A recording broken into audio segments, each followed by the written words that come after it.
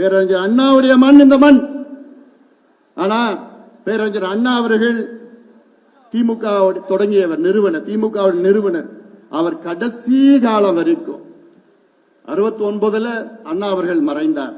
69 கடைசி காலம் வரைக்கும் அவர் மதுவுக்கு எதிராக போராடினார். மதுவிலக்கு வேண்டும் என்று அதை நிலைநாட்டினார். உறுதியாக இருந்தார். கடைசியில அவர் முதலமைச்சராக தான் இறந்தார். அப்ப கூட எவ்வளவு கேட்டாங்க அவர்கிட்ட, அண்ணா கிட்ட, எப்படியாவது வருமானம் இல்ல அரசுக்கு, அந்த மதுவிலக்கை உடைத்து மதுவை விற்க வேண்டும் என்று அதிகாரிகள் அவருடைய அமைச்சர்கள் எல்லாம் சொன்னப்போ, நிச்சயமா முடியாது, மதுவை விற்பது அரசு விற்பது. அப்போ அவர் சொன்ன வார்த்தை, குஷ்டரோகி கையில வெண்ணெயை இருப்பது போன்று சொன்ன வார்த்தையெல்லாம் நம்மளால மறக்க முடியாது. ஆனா அப்படிப்பட்ட அண்ணா பிறந்த இந்த மண், இந்த மாவட்டத்தில் 6 மது ஆலைகளை நடத்தி கொண்டிருக்கிறது திமுக. வெக்கக்கேடு. மானம் ஈனம் இருந்ததுன்னா எல்லாம் பண்ணுவீங்களா? வெக்கக்கேடு. 6 மது ஆலைகள் அண்ணா பிறந்த இந்த மண்ணில திமுக நடத்தி கொண்டிருக்கிறது, திமுக அரசு நடத்தி கொண்டிருக்கிறது. அந்த 6ல 5 திமுக ஆட்சிக்கு வந்து அதற்கு உரிமம் கொடுத்திருக்கின்றார்கள். இதெல்லாம் அடுத்த இந்த நடைபயணத்தில் எல்லாத்தையும் புட்டு புட்டு வைக்க போற நிறைய இருக்கு. இந்த நடைபயணம் ஜூலை மாதம் 25ஆம் தேதி தமிழக மக்கள் உரிமை மீட்பு பயணம். தமிழக மக்கள் உரிமை மீட்பு பயணம். தமிழக மக்களுடைய உரிமைகளை மீட்டெடுக்க வேண்டும். எல்லோரும் வாருங்கள். ஏன்னா நமக்கு எல்லா உரிமைகள் இருக்கிறது. அதுல நான் வெறும் 10 உரிமைகள் எடுத்திருக்கிறேன். 10 உரிமைகள். ஆனா இந்த 10 உரிமைகளும் எல்லாமே அடங்கிடுது. இந்த 10 உரிமைகள் அரசியல் சாசனம், கான்ஸ்டிடியூஷன் ஆஃப் இந்தியா, அதுல நமக்கு பல உரிமைகளை கொடுத்திருக்கிறது. அதுதான் இந்த உரிமைகள். இந்த உரிமைகள் நம்முடைய உரிமைகள். அதை நிலைநாட்டுவது, நிறைவேற்றுவது அரசினுடைய கடமை.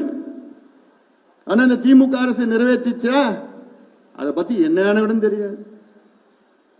மக்களுக்கும் உரிமை தெரியல, திமுக அரசுக்கும் கடமை தெரியல. அவங்களுக்கு தெரிஞ்சதெல்லாம் கொள்ளடிக்கணும், காசு சம்பாதிக்கணும். காசு சம்பாதிச்சு தேர்தல் நேரத்தில் 500 1000 கொடுத்தா முடிஞ்சு போச்சு. தமிழக முதலமைச்சர் மு.க. ஸ்டாலின் அவர்கள், அவர் பேர் வச்சது கலைஞர் அவர்கள். இந்த பேர் வைக்கிறப்போ ரஷ்யா அப்போ இருக்கின்ற அதிபர் ஸ்டாலின் அவர் பேர் தான் நம்முடைய இருக்கிற முதலமைச்சருக்கு பேர் வச்சார். ரஷ்யாவில் உள்ள ஸ்டாலின் அவர்கள் அவர் ஆட்சி காலத்தில் ரஷ்யாவுடைய நாடாளுமன்றத்திற்கு ஒரு நாள் வந்தார். வந்தப்போ கையில ஒரு கோழி எடுத்துட்டு வந்தார். அந்த கோழியை எதுக்கு எடுத்து வந்தார்? எல்லாருக்கும் ஆச்சரியம். நாடாளுமன்றத்தில் என்னடா அது கோழி எடுத்து வந்திருக்கிறார். பிறகு அந்த கோழிய, அந்த இறக ஒன்னு ஒன்னா பிச்சு எடுத்தார். ஒன்னு ஒன்னா பிச்சு எடுத்தார். எல்லாத்தையும் பார்த்து பிச்சு எடுத்துட்டு அந்த இறகு இல்லாத கோழி உயிரோட இருந்தது. அந்த கோழியை தரையில தூக்கி போட்டார். எல்லாருக்கும் என்னடா இது, கோழியை எடுத்து வராரு, இறக பிச்சு உயிரோட கோழியை தரையில போட்டுட்டார். பிறகு அவர் பாக்கெட்ல கொஞ்சம் தானியத்தை எடுத்து வந்தார். அந்த தானியத்தை கோழி பக்கத்துல போட்டாரு. அந்த கோழி அந்த தானியத்தை சாப்பிடுது.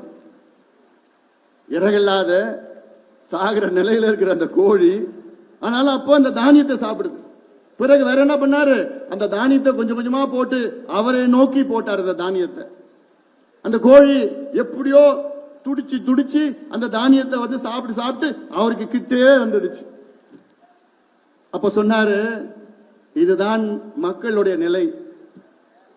மக்கள் எவ்வளோ மக்களை புழிஞ்சு எடுத்தாலும் கடைசியில தேர்தல் நேரத்திலேயோ கடைசியில ஏதாவது இந்த மக்களுக்கு கொடுத்தா எல்லாத்தையும் மறந்துடுவாங்க.